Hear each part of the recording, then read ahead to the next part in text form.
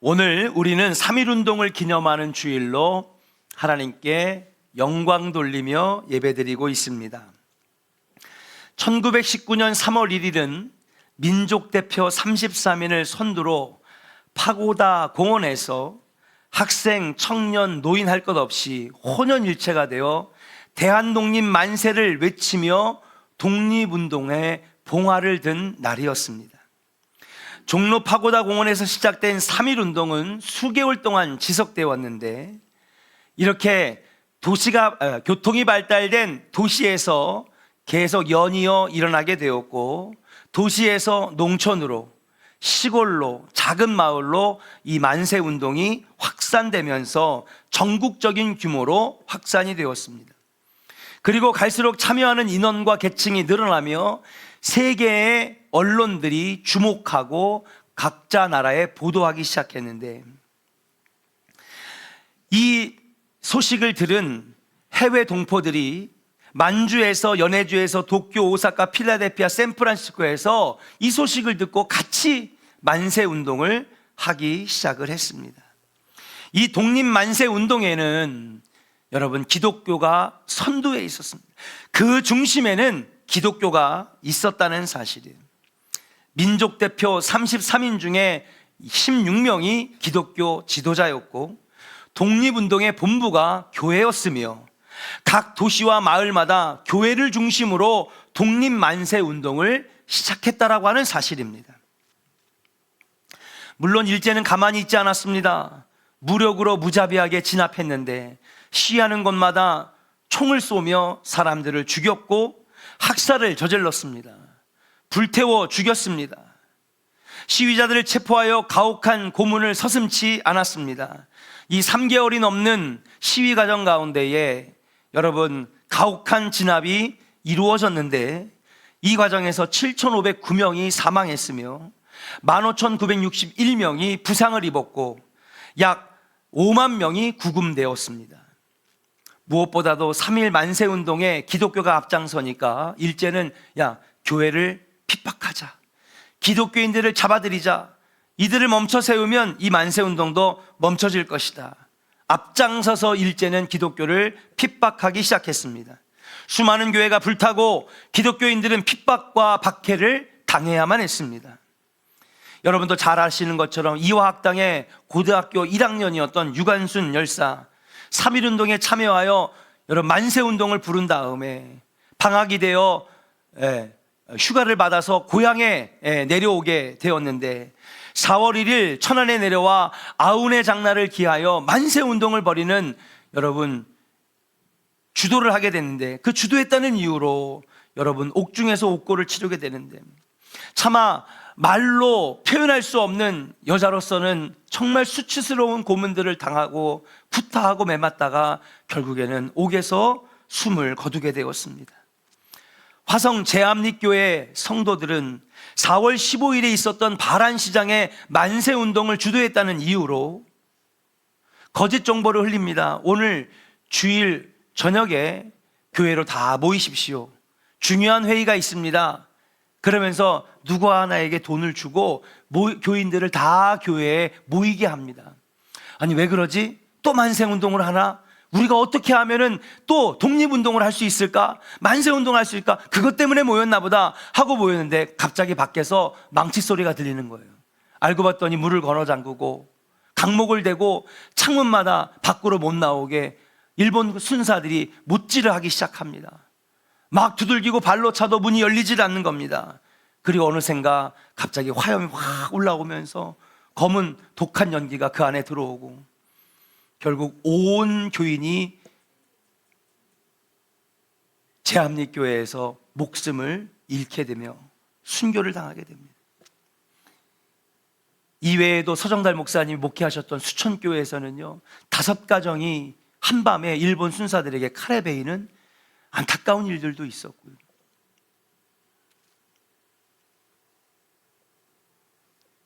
사랑하는 여러분, 우리들은 기독교 신앙의 후배들로서 나라의 독립을 위해 목숨 바쳐 헌신한 우리 기독교 신앙의 선열들에게 감사하고, 독립된 나라 마음껏 예배할 수 있는 지금의 자유와 평화에 대해 감사하는 마음을 가져야 될 줄로 믿습니다. 그분들의 피 흘림이 있었기 때문에, 그분들의 독립을 향한 외침이 있었기 때문에, 그분들의 나라와 민족을 향한 애절한 기도가 있었기 때문에 지금 우리들이 마음껏 예배할 수 있는 자유와 평화를 누리게 됐다는 사실을 잊지 말아야 될 줄로 믿습니다. 그렇다면 당시 이 만세운동, 그리고 더 나아가는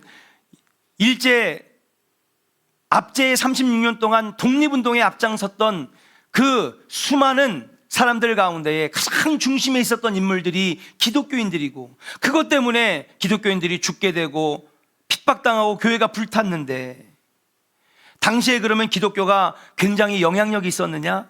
그렇지 않습니다. 제가 자료를 찾아보니까 당시에 우리나라의 인구는 1700만 명이었대요. 그럼 그 중에 이 놀랍고도 엄청난 만세운동과 독립운동을 했던 이 기독교인들, 당시의 기독교 인구가 몇 퍼센트냐? 0.58%였다는 것입니다. 30년 전에 우리나라 인구가 4천만일 때, 그때 기독교가 1200만 명 그랬어요. 많이 들으셨죠? 정말 귀에 못이 박히도록 들었던 인구가 1200만 명 기독교인. 그러면 여러분 이게 1000만 명이라고 쳐도 4분의 1이니까 몇 퍼센트입니까? 25%입니다. 그런데 시간이 흐를수록 우리 기독교인들 교회는요, 세상에 별로 영향을 주지 못하고 있어요.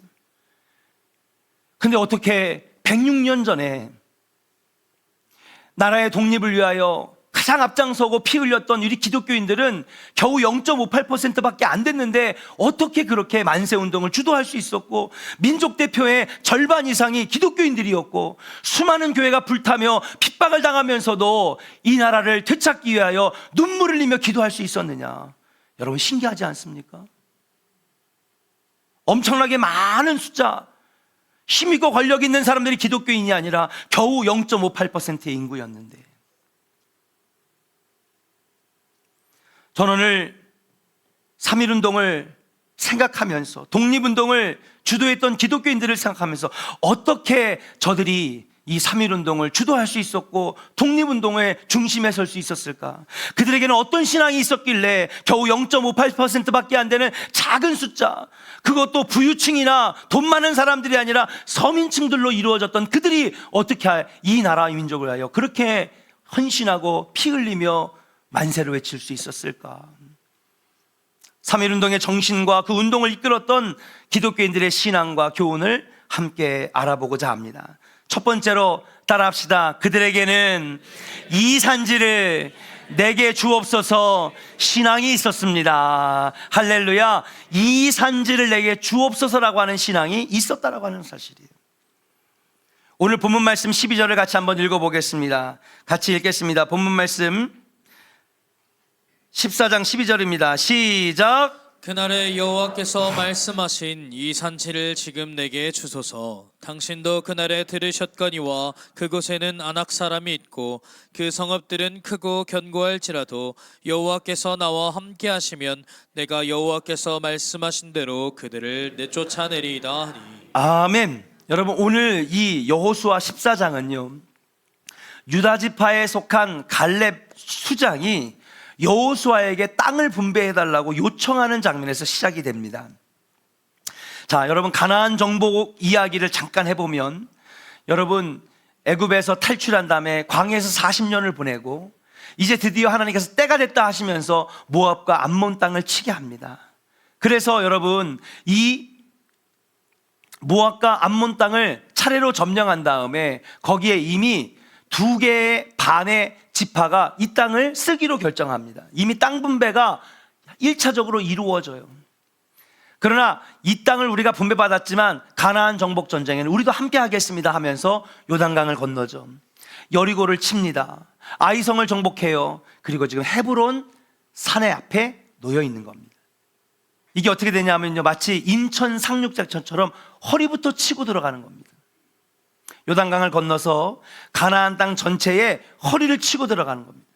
그리고 나중에는 남쪽을 점령하고 북쪽을 점령한 다음에 가나안 정복이 10년 만에 끝나게 되는데 지금 가장 중요한 헤브론, 가나안 땅의 가장 중심에 지금 이스라엘 백성들이 모여 있게 되는 것입니다. 그때 85세의 갈렙이 백발이면서도 불구하고 여호수아여, 아니 하나님이여, 이 헤브론 땅을 내게 주옵소서. 이 땅을 우리에게 분배해 주옵소서. 갈렙은 불굴의 노장이었습니다. 갈렙은 험하고 어려운 일에 항상 앞장서는 사람이었습니다. 그래서 갈렙과 그의 지파, 유다 지파는 모든 전쟁마다 맨 앞에 섰고 그 맨 앞에는 바로 갈렙이 섰는데 그의 나이는 85세였어요. 어떻게 그렇게 이렇게 그가 앞장설 수 있었을까? 그는 여호와 하나님의 전능하심을 믿었기 때문인 줄로 믿습니다. 나는 비록 나이가 85세고 저 앞에 있는 헤브론은 난공불락의 성이라 할지라도, 그리고 그 헤브론에 살고 있는 사람은 오늘 12절에 보니까 뭐라고 돼 있어요? 안악자손이라고 돼 있는데 이 안악자손들은요 그냥 한 명만 서장훈이어도 위협적인데, 예, 여기 사는 수천 명이 다 서장훈입니다. 상상해 보세요. 이 이스라엘 백성들보다 다 2배가 큰 겁니다. 이들을 어떻게 이깁니까? 이렇게 생각하면 됩니다. 골리앗이 한 명만 있어도 덜덜 떨던 이스라엘인데 여기 사는 수천 명이 다 골리앗인 거예요. 그러나 나는 걱정 없습니다. 왜요? 여호와 하나님의 전능하심을 믿기 때문에. 하나님이 나와 함께 하시면 그 어떤 어려움도 무섭지 않습니다. 갈렙의 믿음은 도전적인 믿음이었으며 갈렙의 믿음은 하나님만 전적으로 의지하고 신뢰하는 믿음이었습니다. 그런 갈렙이 헤브론을 하나님께 달라고 한 이유가 있어요. 첫 번째는 뭐냐? 헤브론은요 여호와 하나님이 허락하신 땅이라고 하는 사실을 알았기 때문입니다. 한번 따라 합시다. 헤브론은 하나님께서 허락하신 땅. 할렐루야. 헤브론은 하나님께서 허락하신 땅이라고 하는 사실을 믿었기 때문에 그래요. 자, 헤브론에 대해서 한번 우리가 알아볼게요. 우리가 헤브론 하니까 많이 들었잖아요. 헤브론이라고 하는 땅은 어떤 땅이냐? 갈렙은 하나님께서, 여호와께서 우리에게 허락하신 땅이라고 말을 하고 있는데 이게 어떤 땅이냐? 창세기 12장 1절부터 3절을 아브라함에게 하나님께서 약속하신 언약의 말씀이라고 합니다. 거기 보면 1절에 너는 본토 친척 아비집을 떠나 내가 지시하는 땅으로 가라 그랬습니다. 그러면 내가 거기서 큰 민족을 이루고 내가 너희에게 복을 주리라 그렇게 말씀하셨어요. 이게 아브라함에게 주셨던 언약입니다. 아브라함에게 주신 것이 아니라 뿐만 아니라 이스라엘 전체 나라 백성들에게 주신 언약이었어요. 그러면 내가 지시하는 땅으로 가라 할 때 그 지시하는 땅이 어디냐? 바로 그 땅이 헤브론입니다. 헤브론이에요.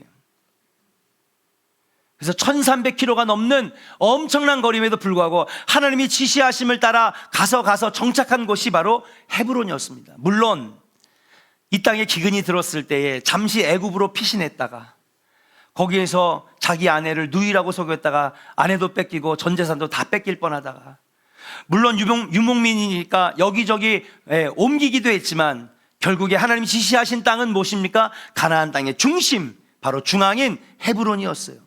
그래서 여러분, 이 헤브론에는 뭐가 있느냐? 아브라함의 무덤이 있습니다. 뿐만 아니라 이삭의 무덤도 있고 그리고 야곱의 시신도 헤브론에 묻혀 있어요. 이걸 성경에서 뭐라고 얘기하느냐? 막벨라 굴이라고 합니다. 아, 그렇구나. 그러니까 이 헤브론은요 그냥 가나안 땅이 아닌 겁니다. 하나님께서 너는 본토 친척 아비집을 떠나 내가 지시하는 땅으로 가라. 그 지시했던 땅이 바로 헤브론이었고 제일 먼저 정착한 곳이 헤브론이었고, 그래서 여러분 아브라함과 이삭과 야곱의 시신이 이 헤브론 땅에 묻혔던 것입니다. 뿐만 아니라 아브라함과 이삭과 야곱에게 주셨던 이 언약 무엇입니까? 거기서 큰 민족을 이루고 그리고 내가 너희에게 복을 주리라. 그 말씀을 주신 이 언약이 묻혀있는 장소가 바로 헤브론이라고 하는 사실이, 이 사실을 잘 알았던 갈렙은 여호와 하나님이 허락하신 땅, 조상들이 물려준 땅, 아브라함에게 약속하신 언약이 이루어져야 될 땅, 큰 민족을 이루고 복을 받아 많은 사람들에게 복의 근원이 되어야 되는 땅이라고 믿었기 때문에 아무리 힘들고 어렵고 난공불락의 성이라고 할지라도 서장과 같은 골리앗 같은 아낙 자손들이 수천 명이 지키고 있어도 이 땅을 반드시 차지해야만 했던 것이에요. 말 그대로 갈렙에게는 이 헤브론 땅 절대 내줄 수 없는 땅이라는 사실이. 그러면 106년 전에 여러분 우리 기독교인들은 어떤 생각을 가지고 있었느냐? 하나님, 이 대한민국, 이 조선의 땅은 절대로 일제에게 절대로 내줄 수 없는 땅입니다. 우리 조상들에게는 그런 신앙이 있었다는 거예요. 그럼 다 그랬느냐? 아닙니다. 대부분의 사람들은요, 야, 조선은 끝났어. 골동품 챙기고 문화재 챙겨서 얼른 팔아가지고 이익이나 얻자, 금괴나 찾아보자. 야, 얼른 일제에 붙어가지고 잘 살아보자. 그런 사람들이 대다수였습니다. 이 조선 땅은 끝났어. 그러니까 여러분 99.5%는요 여러분 이 땅이 끝났다고 생각하는 겁니다. 근데 비록 0.58%의 기독교인들이었지만 이들에겐 이 신앙이 있었던 거예요. 이 땅은 절대 내줄 수 없는 땅이에요. 하나님이 약속하신 땅. 여러분 생각해 보세요. 누가 와서 당신 집을 그냥 빼앗으려고 하면 가져가십시오 그럴 거예요? 집 문서 내놓을 겁니까? 정영희 권사님? 가져가슈 그럴 거예요? 예? 어디 그런 사람이 있어요? 절대 내놓을 수 없잖아요 여러분.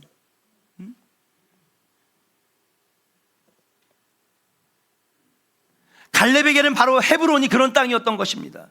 절대로 뺏길 수 없는 땅, 절대로 내어줄 수 없는 땅, 절대로 이방 백성들에게 뺏길 수 없는 땅, 하나님의 언약이 묻혀있는 곳, 하나님의 언약이 실현되어야 될 땅, 여기에서 큰 민족을 이루고 세계 만방 모든 민족과 족속들 사이에 복의 통로가 되어야 되는 이 땅을 뺏길 수가 없다라고 하는 사실이에요. 그러면서 106년 전에 일본 사람들 손에 이 땅이 있을 때에 우리 0.58%의 기독교인들은 하나님 이 조선을 다시 우리에게 주옵소서, 이 조선의 산지를 우리에게 주옵소서. 그리고 일어났던 운동이 바로 3.1 운동이었다라고 하는 사실이에요. 우리 기독교 선조들에게 이 산지를 내게 주소서라는 신앙이 있었는 줄로 믿습니다. 사랑하는 여러분, 지금 이때야말로 이 신앙이 우리에게도 필요한 줄로 믿습니다. 나라가 어떻게 되든 말건 상관없는 것이 아니라 하나님, 이 땅은 하나님이 세우신 땅이요, 하나님이 건져내신 땅이요, 하나님이 6.25 전쟁에서도 일제의 압제 속에서도 그 수많은 어려움 속에서도 건져내신 복음의 나라, 선교사를 제일 많이 보내는 나라, 주일마다 곳곳마다 하나님을 찬양하는 예배 소리가 울려 퍼지는 이 나라 절대로 뺏길 수 없습니다. 지금이야말로 이 신앙이 우리에게 필요하다고 하는 사실이에요. 그 어떤 것도 외세에 뺏길 수가 없습니다. 공산화되는 것으로부터 뺏길 수가 없습니다. 사랑하는 여러분, 여러분에게도 이 산지를 내게 주소라고 하는 신앙이 있기를 주의 이름으로 간절히 축원합니다. 내 재산만 귀한 게 아니라 하나님께서 세우신 이 나라 민족이 훨씬 더 중요하다라고 하는 사실이에요. 우리 신앙 선배들의 이 신앙과 이 사상을 여러분 본받아서 여러분 날마다 하나님과 그리고 이 나라 이 민족을 위해 하나님에게 부르짖는 여러분들 되시기를 주의 이름으로 간절히 축원합니다. 그래서 두 번째 이 3.1 운동이 주는 교훈이 뭐냐? 따라합시다. 민족의 아픔을 위하여 날마다 기도해야 됩니다. 할렐루야. 3.1 운동이 우리에게 주는 두 번째 교훈은 뭐냐? 바로 민족의 아픔과 고통을 외면하는 것이 아니라 우리 신앙의 선조들이 보여준 것처럼 나라의 아픔과 민족의 고통과 신음소리에 함께 아파하면서 기도해야 된다고 하는 사실이에요. 예전에 우리 신앙의 선배들 또 우리 예전의 교회들, 요즘 목사님들이나 요즘 교회들이 비판을 많이 합니다. 기복신앙이다. 세상에 복만 구한다.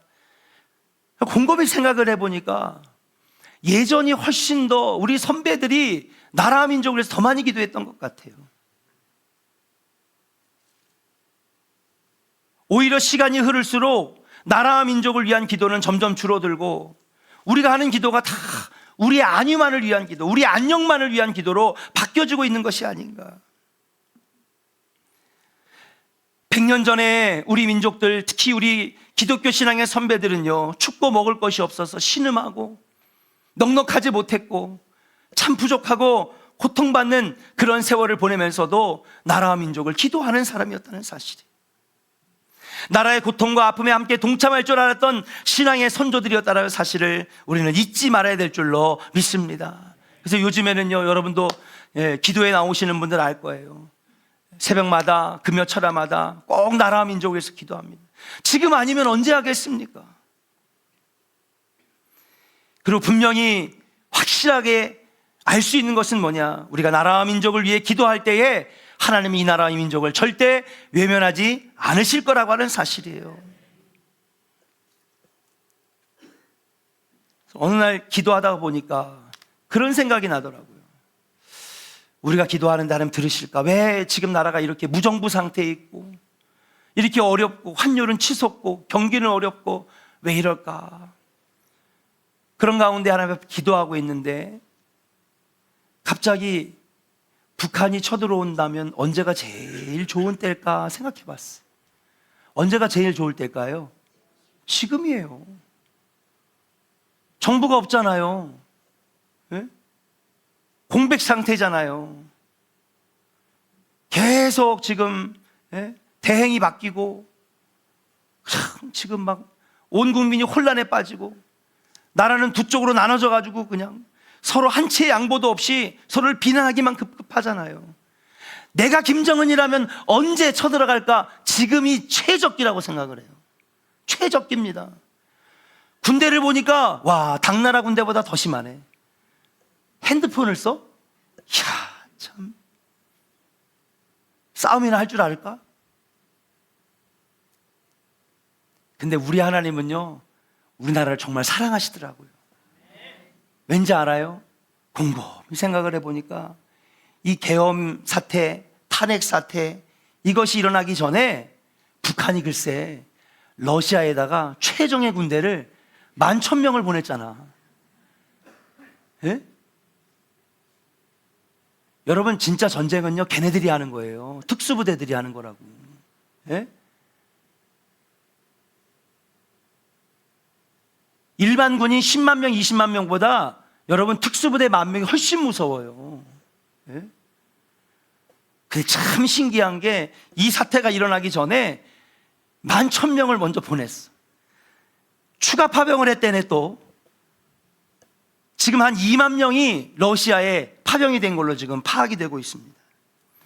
사실 이들이 맨 앞장서 가지고 나라를 다 혼란케 하고 전쟁을 끌고 가는 건데 김정은이 아차, 내가 왜 보냈을까? 박수를 칠 것 같아. 한탄할 것 같아. 무릎을 칠 것 같아. 그걸 보면서 야, 이거 하나님의 역사가 아닐까. 예? 만약에 이 2만 명의 특수부대가 이들 수중에 아직 북한에 있었다면은 나 같으면 밀고 내려와. 지금쯤이면. 하나님이 우리나라를 사랑하시는구나. 하나님은요, 우리가 생각지 못한 방법으로 역사하십니다. 상식을 벗어나고요, 우리의 지식을 벗어나서 움직이시는 분이 여호와 하나님이시고요, 이미 어떤 일이 일어날까 알면서도 미리 준비하시는 분이 여호와 하나님인 줄로 믿습니다. 그분을 움직이는 힘이 어디에 있느냐? 바로 기도라고 하는 사실이에요. 나라와 민족을 위해 기도할 때 하나님은 결단코 이 나라를 버리지 아니하실 것이라고 하는 사실이에요.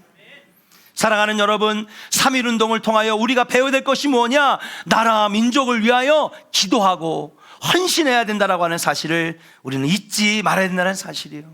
이번 40일 특별 새벽기도 나라와 민족을 위하여 기도할 수 있기를 주의 이름으로 간절히 축원합니다. 하나님 이 나라를 절대로 놓지 아니하고 다시 하나님 손에 붙들림 바 되어서 선교사를 파송하는 나라, 가장 많은 교회가 세워지는 나라, 온 국민이 하나님을 예배하는 복음화된 나라로 다시 세워주실 줄로 믿고 여러분, 나라 민족을 위하여 기도하는 여러분들 되시기를 주의 이름으로 간절히 축원합니다. 세 번째, 3.1운동이 주는 교훈은 무엇일까? 따라합시다. 절망은 없다라는 신앙입니다. 예. 우리 신앙의 선배들에게 있었던 또 다른 신앙은 뭐냐면 절망은 없다는 것입니다. 1948년 아놀드 토인비가 쓴 시련의 선 문명이라는 책에서 그가 이런 말을 합니다. 성경 말씀을 인용해요. 성경 말씀에 이런 말씀이 있어요. 우리가 좀 듣기 싫은 거야. 어떤 말씀이냐? 주께서 사랑하는 자를 징계하신다. 아니, 사랑하는데 왜 징계를 하셔? 근데 여러분, 정말 자녀를 사랑하면 훈육을 해야 돼요? 징계를 해야 돼요? 안 해야 돼요? 해야죠. 애가 이대로 자라면 삐뚤어질 게 뻔한데, 이대로 자라면 범죄자가 될 게 뻔한데, 그 앞에서 징계하고 훈육을 할 줄 모르는 부모는 말로만 사랑하는 거지 진짜 사랑하는 건 아니라는 사실이에요. 그러면서 이 아놀드 토인비가 뭐라고 얘기하냐면, 사람은 경험을 통해서 배우는 것도 있고, 지식을 통해서 배우는 것도 있고, 관계를 통해서 배우는 것도 있지만, 그것들이 가져다 주지 못하는 배움이 있다는 거예요. 그건 뭐냐? 오직 인간은 고통과 고난을 통해서만 배우는 교훈이 있다는 거예요. 고통과 고난을 거치지 않으면 결단코 배울 수 없는 것들이 있다는 거예요. 그러면서 사람들에게 얘기합니다. 불행은 결코 불행이 아니고, 고통은 결단코 고통으로 끝나는 것이 아니다. 그렇습니다. 분명 일제 식민지 36년은 고통의 시간이었고, 6.25 전쟁과 민족의 분단은 아픔이었어요. 그러나 여러분, 그 민족의 고통과 아픔을 통하여 우리는 더욱 강해졌고, 우리 민족은 더욱 힘 있는 나라로 발전하게 되었는 줄로 믿습니다. 지금 여러분들에게도 아픔과 어려움이 분명히 있을 거예요. 목사님, 그거 당신이 안 겪어봤다고 함부로 얘기하지 마세요. 그렇죠. 저는 함부로 얘기할 수 없어요. 여러분들의 고통의 깊이를 저는 10분의 1, 100분의 1, 1000분의 1도 다 이해할 수 없어요. 그러나 한 가지는 알아요. 그 고난의 터널을 통과했을 때, 그 역경의 어려움을 뛰어넘었을 때에 여러분들은 더욱 강하고 그리고 담대한 백성으로, 그 뒤에 준비되어 있는 하나님의 놀라운 복을 누리는 축복의 백성으로 거듭나 있을 거라는 사실은 저는 분명히 알아요. 여러분, 지금 고난이 여러분 앞에 있습니까? 3.1운동의 민족의 아픔과 고난을 뛰어넘으면서 부르짖었던 그 신앙의 선배들의 신앙을 본받아서, 여러분, 고난은 고난으로 끝나는 것이 아니라 축복으로 끝나는 것이고, 절망은 없는 것이며, 그 절망의 터널을 넘어갔을 때에 하나님 나를 더욱 강하고 담대한 백성으로 만든다라고 하는 사실을 잊지 마시고, 이 고난의 터널을 기도로 이기시고 믿음으로 이기시고 신앙으로 이기는 여러분들 되시기를 주의 이름으로 간절히 축원합니다. 그러면 이 나라를 주님이 살려주실 것이고, 여러분 앞에 있는 고난을 이겨내게 하실 것이고, 하나님 놀라운 복으로 채워주실 줄로 믿습니다. 이 시간에 이 산지를 내게 주셔서 함께 찬양하면서 준비하신 예물 드리고 우리 함께 같이 결단하며 기도하겠습니다. 죄송합니다. 오늘 특송이네요. 오늘 우리 봉헌 찬송 나의 남은 생에는 우리 은퇴 장로님 가정에서 우리 헌금 찬양으로 하나님께 영광 돌리고, 여러분 준비하신 예물 하나님 앞에 예물 드리도록 하겠습니다.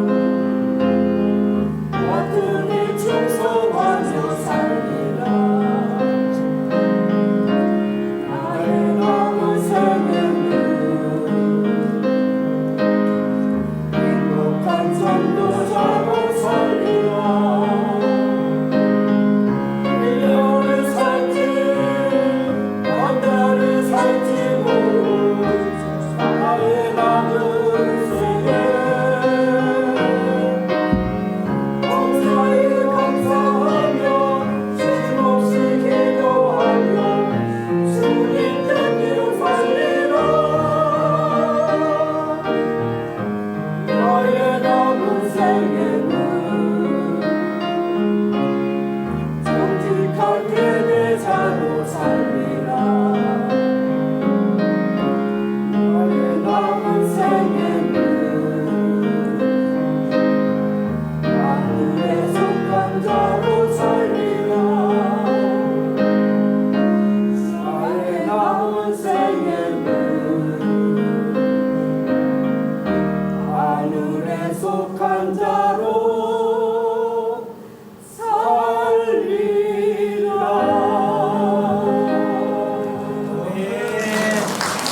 잠깐만, 우리 장로님들 잠깐만 거기서 뒤를 돌아주세요.